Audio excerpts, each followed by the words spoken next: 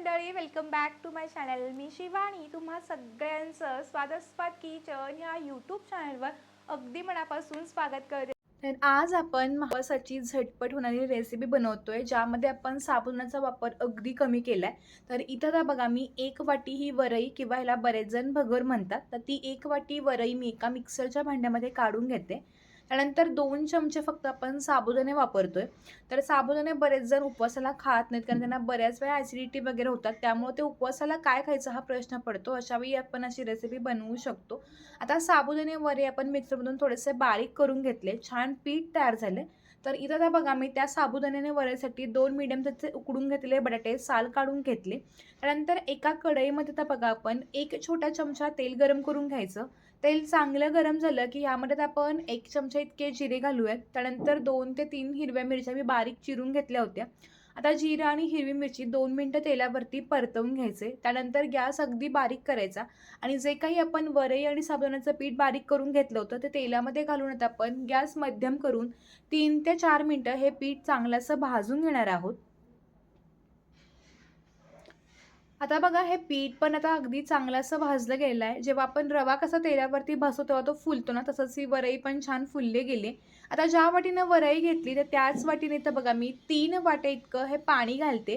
कारण आपण 1 वाटी वरई आहे आणि 2 मोठे चमचे साबुदाणे घेतले होते, त्यामुळे आपण त्याच्या दुप्पट किंवा त्यापेक्षा थोडं जास्त पाणी घालतोय. त्यामुळे इथं बघा, मी 3 वाट्या पाणी घातलं. पाणी घालून झाल्यानंतर आता हे सगळं चांगलं असं मिक्स करून घ्यायचं. पाणी घालतेवेळी गॅस बारीक करायचा, म्हणजे अजिबात गाठी किंवा गुठळ्या होत नाहीत. आता हे पाणी बघा, अगदी छान असं एकसारखंच मी मिक्स करून घेतलं. यामध्ये कोणत्याही प्रकारच्या गाठी किंवा गुठळ्या नाहीत ह्याची काळजी घेतली. त्यानंतर आता आपण याच्यामध्ये चवीनुसार इतकं मीठ घालूयात. सुरुवातीला जरी आपल्याला हे बॅटर थोडंसं पातळसर वाटलं, पण जसं हे चांगलं शिजतं आणि छान थंड होतं, तसं हे छानपैकी असं घट्टसर बनतं. आता बघा, अगदी मस्तपैकी असं हे तयार झालेलं आहे. तर गॅस मीडियम करून ह्याच्यावरती आपण झाकण ठेवून एक 4 ते 5 मिनिटं वाट पाहणार आहोत. 4 ते 5 मिनिटं झाल्यानंतर बघा, मी झाकण काढलं आणि पुन्हा एकदा छान असं मिक्स करून घेतलं. आता ह्यातलं पाणी पण बऱ्यापैकी आटलं होतं आणि अगदी मस्तपैकी आपली ही वरई शिजली पण होती. गॅस बंद करून ही गरम गरम शिजलेली वरई आता आपण एका ताटामध्ये काढून घेणार आहोत. तुम्ही हवं तर असंच हे वरईचा उपमा म्हणून पण खाऊ शकता, खूप छान टेस्टी लागतो. आता हे ताटामध्ये मी थंड व्हायला ठेवलं, तोपर्यंत चटणी बनवूयात. त्यासाठी मिक्सरच्या भांड्यामध्ये बघा, मी अर्धी वाटी इतके भाजलेला दाण्याचा कूट घेतलाय. तुम्ही इथं हवं तर फक्त भाजलेले शेंगदाणे पण घेऊ शकता. त्यानंतर 2 ते 3 हिरव्या मिरच्या घेतल्या. त्यानंतर अर्धा इंच आल्याचे काप, जर उपवासाला चालत असेल तर वापरा. त्यानंतर अर्धा चमचा दही, थोडीशी हिरवी कोथिंबीर, थोडीशी साखर, चवीनुसार मीठ, अगदी थोडं पाणी घालून आता आपण ही चटणी बारीक अशी वाटून घेतोय. ही चटणी तुम्ही उपवासाला केलेल्या कोणत्याही पदार्थासोबत अगदी मस्तपैकी खाऊ शकता, जसं की इडली, अप्पे, डोसे, उत्तापे कशासोबतही. चटणी छान बारीक वाटून तयार झाली, एका भांड्यामध्ये काढून घेतली. त्यानंतर एका फोडणी पात्रामध्ये 1 चमचा तेल गरम करून त्यामध्ये अर्धा चमचा जिरे, 3 ते 4 कढीपत्त्याची पानं घालून गरमागरम खमंग फोडणी चटणीवरती घालून घेतली. चटणी तयार झाली तोपर्यंत आपण जे वरई गार करायला ठेवली होती ती पण छान अशी गार झाली. आता बघा, हाताला अजिबात जास्त गरम लागत नाहीये. त्यामध्ये तर आपण मगाशी जे उकडून घेतलेले बटाटे होते ते चांगले असे बारीक खिसणीनं खिसून घेते. बटाटे खिसल्यामुळे ना त्याला छान असं बाइंडिंग येतं. त्यामध्ये ना आता आपण अर्धी वाटी भाजलेल्या दाण्याचा कूट घालतोय. त्यानंतर 1 ते 2 चमचे आपण याच्यामध्ये दही वापरतोय. दही नसेल तर लिंबू रस पण वापरू शकता. त्यानंतर हे सगळं चांगलं मिक्स करून घ्यायचं. वरईच्या पिठाला म्हणावं असं बाइंडिंग नसतं, त्यामुळे आपण याच्यामध्ये उकडून घेतलेला बटाटा वापरला, ज्यामुळे त्याला चांगलं असं बाइंडिंग येतं. आता कोणतीही वेगळी पिठं न वापरता किंवा कोणतंही वेगळं मटेरियल न वापरता आपण लगेचच रेसिपीला सुरू करतोय. पीठ चांगलं मळून झाल्यानंतर इथं बघा, एका वाटीमध्ये पाणी घेतलं मी. हाताला थोडंसं पाणी लावून ह्याचा चांगला असा गोळा करून घेतला. आता हा गोळा थोडासा चपट्या आकारामध्ये करून घेतला आणि त्यानंतर पुन्हा थोडंसं एका बोटाला पाणी लावून आपण मधोमध छानपैकी असं होल करून घेतलं. तर आज आपण उपवासाचे कुरकुरीत क्रिस्पी असे मेदूवडे बनवतोय. खूप छान भन्नाट होतात. नेहमी उपवासाला साबुदाणा खिचडी किंवा साबुदाणा वडे वगैरे आपण बनवत असतो किंवा वरईचा किंवा भगरचा भात बनवतो, पण त्यावेळी आपण अशी वेगळी भन्नाट रेसिपी केली तर कधीतरी उपवासाला छान अशी बेत बनतो. त्यामुळे तुम्ही नक्की यावेळी उपवासाला असे उपवासाचे मेदूवडे नक्की करून बघा. वडे सगळे करून घेतले. त्यानंतर गॅसवरती एका कढईमध्ये तेल कडकडीत गरम करून घेतलं. गॅस मोठा करून घेतला आणि त्यामध्ये आपण तयार करून घेतलेले वडे तेलामध्ये सोडून घेतले.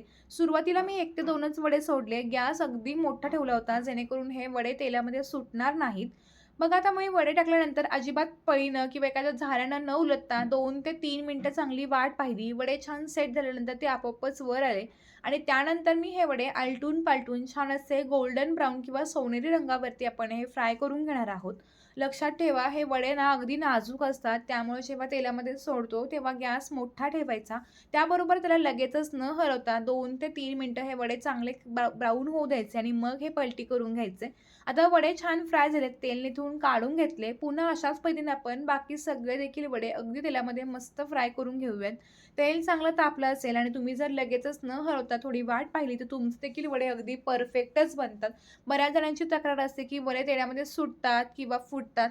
ते का होतं? तर मी तुम्हाला याची कारणंही आधी सांगितली होती. तर आताही तुम्हाला पुन्हा सांगते. तेल चांगलं तापवून घ्यायचं.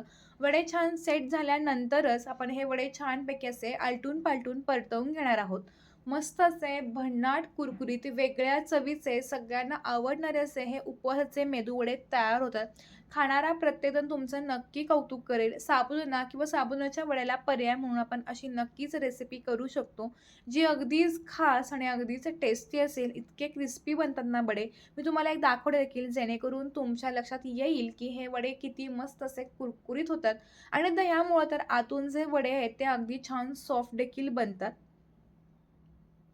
रंग पण अगदी छान सुरेख आलाय. बघता क्षणी खावेसे वाटणारे आणि साधारणपणे 1 वाटी वरेमध्ये 25 ते 30 वडे बनतात. त्यामुळं अगदी पोटभरीची ही रेसिपी तयार होते. त्यामुळे तुम्ही नक्की या उपवासाला असे हे उपवासाचे मेदू वडे करून बघा आणि रेसिपी जर करून बघितलीत, आवडली तर छान कमेंट्स करून पण सांगायला विसरू नका. एक वेळा तुम्हाला दाखवते पण जेणेकरून तुमच्या लक्षात येईल, की ते छान किती कुरकुरीत बनले. वरईमुळं त्याला छान असा क्रिस्पीनेसपणा येतो आणि बटाट्या आणि दह्यामुळे ना आतून असे सॉफ्ट असे वडे बनतात. आता एक वेळा तोडून देखील बघूया. तर आतून तुम्ही बघू शकताय कोणत्याही प्रकारे सोडा इनो न वापरता आत मस्तपैकी जाळी पडले आणि छान सॉफ्ट असे आपले मस्तपैकी हे उपवासाचे कुरकुरीत असे मेदू वडे तयार झालेत. ही भन्नाट रेसिपी कशी वाटली हे मला कमेंटद्वारे जरूर कळवा आणि जर तुम्हाला ही रेसिपी आवडली असेल तर व्हिडिओला लाईक करून हा व्हिडिओ कोणत्या गावातून किंवा कोणत्या शहरातून बघता हेही मला कमेंट करून सांगायला विसरू नका, जेणेकरून मला कळेल की माझे व्हिडिओ कोणकोणत्या गावामध्ये किंवा कोणकोणत्या शहरामध्ये बघितले जातात. चला मग भेटूत असा छान आणि इंटरेस्टिंग रेसिपीसोबत. तोपर्यंत धन्यवाद.